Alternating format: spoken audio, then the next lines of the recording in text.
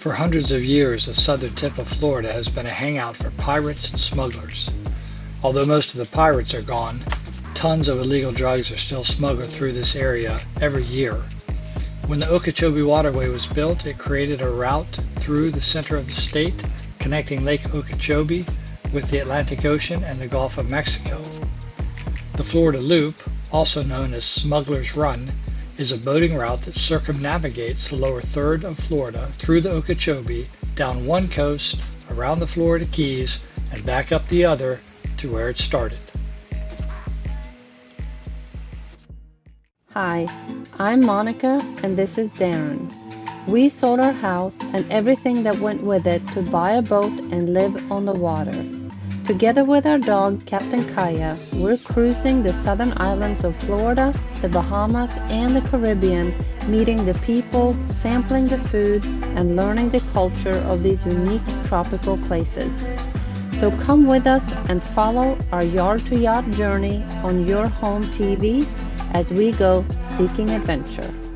Yep, now we were just told that the railroad bridge is going to be closed again, so we gotta just keep waiting.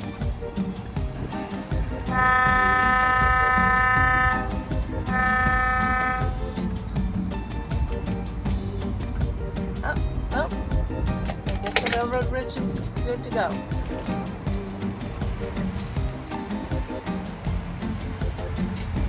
Fingers crossed. I guess we're going through.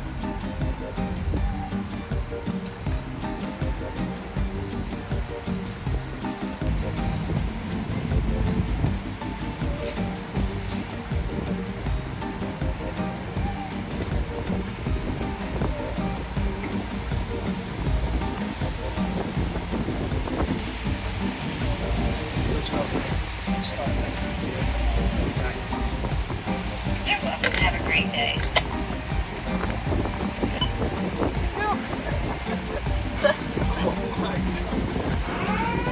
That is so nerve-wracking. We are in the St. Lucie River right now in Stuart. This is a deviation to where we were supposed to go. Yesterday we were supposed to go on a mooring ball in Jensen Beach, and we could not film any of that because it was so stressful. So we kept going and going and going. A couple hours in, we found an anchorage that was decent. It was okay for the night. Rough weather drove us up the St. Lucie River to a sheltered anchorage just past Stuart. Although we didn't know it at the time, that was the beginning of our Florida Loop. We left Stuart the next day on our way south. 3 months later, we would cross our wake at the same location, completing Smugglers Run. So where are we going today? Today is a short day just to Fort Lauderdale. We have one more day from Fort Lauderdale down to where we want to be in Miami, and tomorrow and the next day are supposed to be bad travel days, 30-mile-an-hour winds, so we won't travel. So we're hoping to get to a good anchorage in Fort Lauderdale where we're protected. We have 3 different options, and we're just going to stop at the first one, and the second one, and the third one. Hopefully the first one does it, we don't have to keep going. But then from there, it'll be a short day down to where we need to be in Miami on probably Wednesday. We would be cruising south along the east coast of Biscayne Bay and the Florida Keys. From the Keys, we would cross Florida Bay and travel north up the west coast until we reach Fort Myers, where we would turn right and enter and cross the Okeechobee Waterway back to Stuart. A more traditional loop would be to go in the other direction, counterclockwise, to get a boost from the Gulf Stream and Hawk Channel and the Atlantic.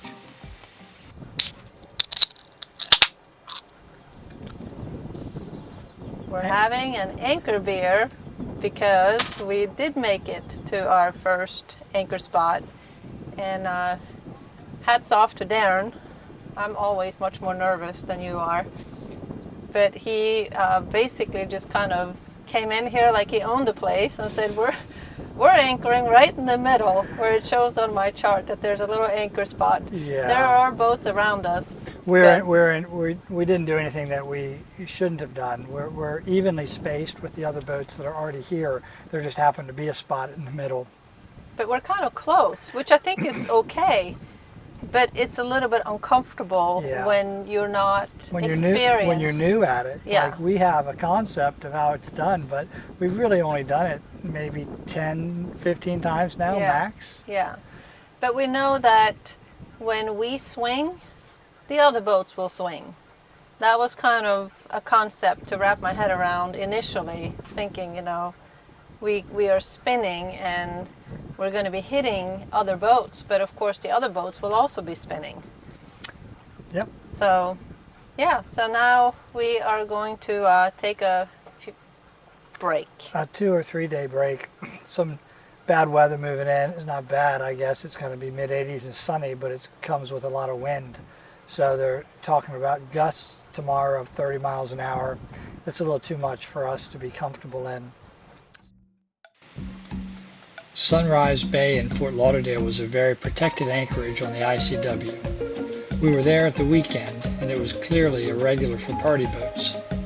And shore access proved more difficult than we expected. The small park across from the anchorage was closed, and there weren't any other public dinghy docks close by. Sunrise Bay seems a great spot for a couple days during the week if you're well provisioned and don't need to go ashore. We decided to go outside from Fort Lauderdale to Miami. For us, this stretch of the ICW has too much traffic, too many bridges, and it's not very comfortable cruising. The Atlantic was smooth that day, so it was a relaxing trip. So Monica, how you feel about being in the ocean? I feel very little. This is not the first time that we've been in the ocean, but I guess the more we know, or the more I know, the more nervous I get. You would think it would be opposite, but now I know what can go wrong and all the things we don't know. So something to be said for that. But overall, it's so far so good. Fingers crossed that we'll get into the next inlet without any issues. There's no water or electricity at No Name Harbor. So after arriving in Biscayne Bay, we spent one night at Dinner Key Marina to pump out our holding tanks and to fill up our freshwater tanks before continuing on to No Name Harbor at Bill Baggs State Park.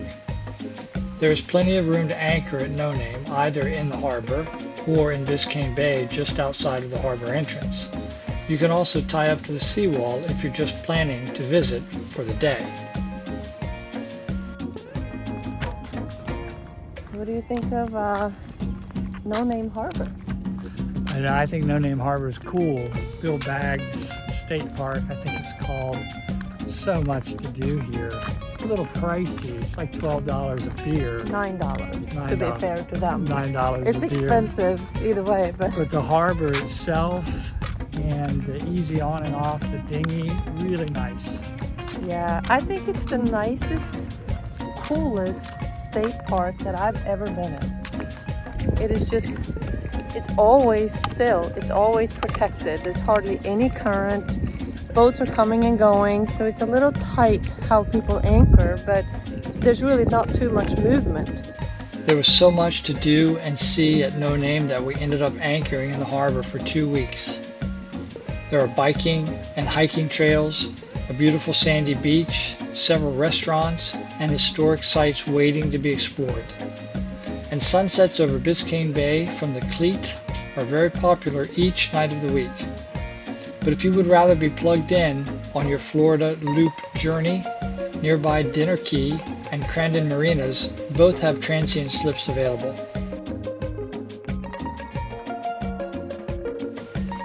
But eventually it was time to leave No Name and head further south into the Florida Keys.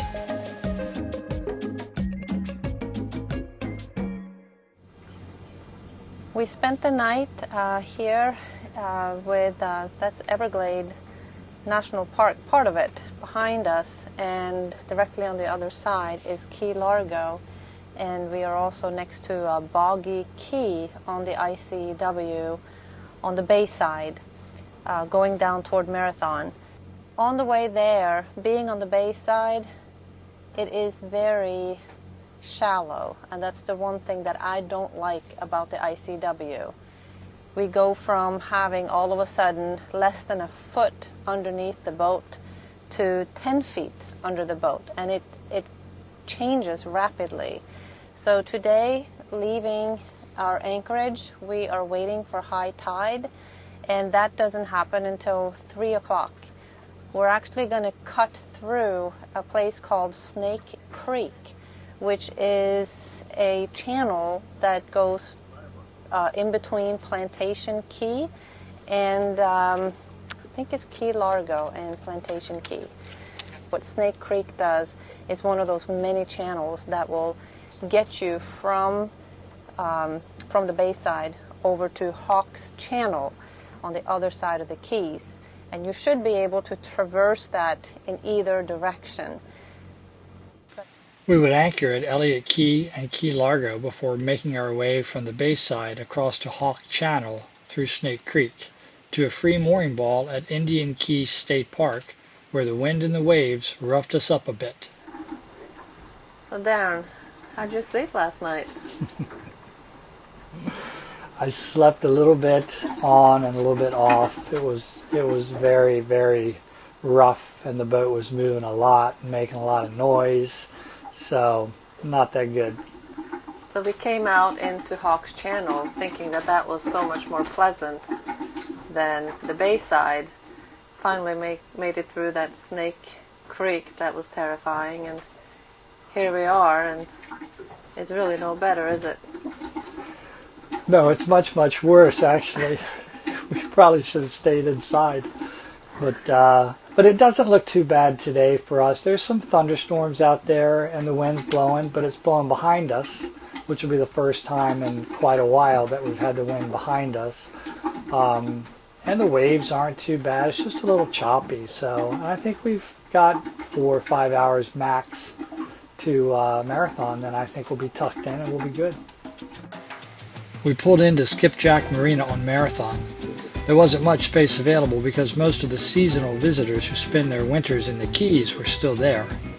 These southern islands are a very popular destination in the winter, so the time of year that you plan your visit to the Keys is super important. We didn't stay long in Key West, only one day. We needed to cross the Florida Bay to get to Everglades City. We try never to be on the schedule when we travel, but this time we had commitments on the West Coast, so unfortunately we had to keep moving. Although not part of the Florida Loop, Dry Tortugas was a place we wanted to visit but weren't able to. It'll have to wait until next time. Monica and I are still new to cruising. At the time of our Florida Loop, we had only lived on Sea Star for 11 months and had only been traveling with her for 5, and we had never been out of sight of land. That would change crossing Florida Bay. Although not as clear as the Bahamas, the water color in the bay was as blue as we had ever seen.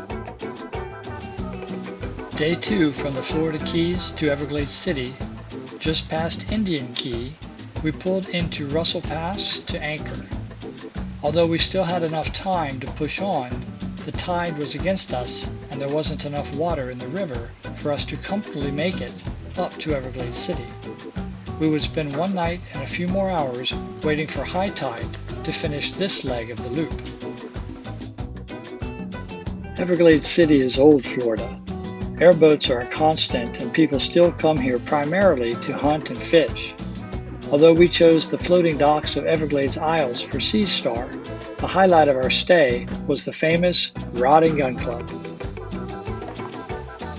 Everglades City is also known for its part in the drug smuggling documentary Square Grouper. In the early 1980s, many of the town's residents were fishermen by day and drug runners by night. We are currently docked in Everglades Isle Marina, and it is a really cool place to be. The one thing though that I hadn't really considered so much is how shallow it is in the river coming up to Everglades City. And right now we were at low tide 30 minutes ago, and my eyes are glued on on our depth here that you can see is currently down to, well, it's dancing between 0.6 and 0.8. It just, we have some of these airboats going by and creates a little bit of movement in the water. So at lowest I've seen so far is 0.6. That's from the bottom of where our keel is.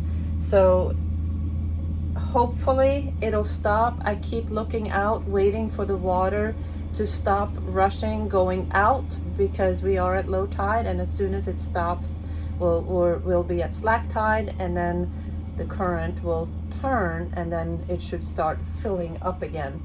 I just keep waiting for more water. We left Everglades City the same way that we came, waiting for high tide to safely navigate our way back down the barren river. Our depth is 3.8, and a couple times we had less than 1 foot under our keel. It was a very nervy ride. Next stop on Smuggler's Run for us was Marco Island. We loved Marco so much that we ended up overstaying our welcome and having to scrape barnacles off of our anchor chain before we left. So we have good news and bad news. I cleaned this section from here to about here, and this kind of nasty grass and stuff came off pretty easily, but what it revealed was a chain covered in barnacles. We anchored in both Smokehouse Bay by Esmeralda Marina and in Factory Bay by Rose Marina.